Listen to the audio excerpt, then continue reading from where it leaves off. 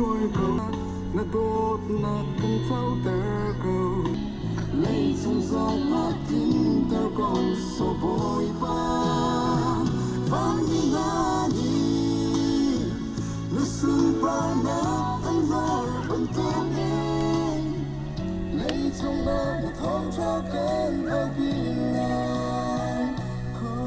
anh tu na bận in si câu sẽ cần dây dòng nắng mát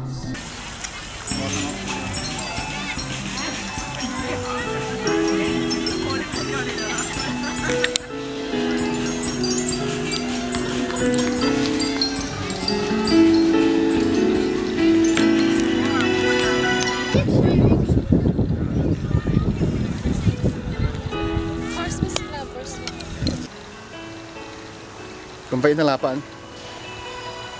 Khăm cha đôi lá bồi ba là về ngày na cắn cha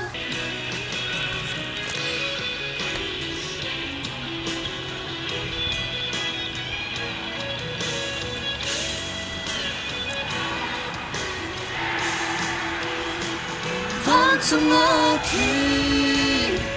na du na mi mani xuân phai nắng anh thơ anh ta kia lấy chung thong cho con ngao kia đừng buồn nào bông chỉ có sẽ cần đi lòng ngăn lo dù cả những cơn cần những chia cần cho bố đừng buồn nào bông chỉ có sẽ cần đi lòng ngăn lo xin ta những về ngăn những chia cần những thăng cho bồi ba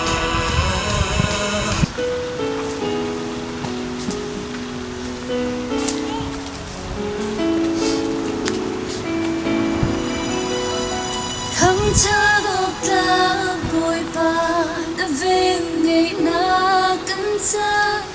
cần tuổi khổ lo tiếng hơi na cần sung nát thân tê bên cô sẽ cần dây dòng nắng mát xin cả những tê ngân những chiang cả những thăng chất bồi ba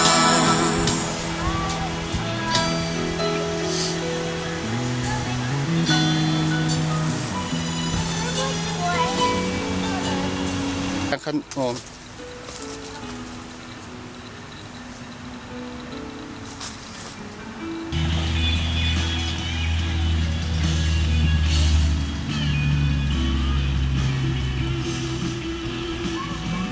trong ngõ khi na tu na chu na tin bận tu kia lấy chung sông ngõ tin ta con sẽ bồi ba vang đi na Halo chắc thằng chúa. Ngoa cả. sẽ bồi ba vang đi na đi nước sương ba na anh hỡi bận tu kia lấy chung ngõ na thong cho cơn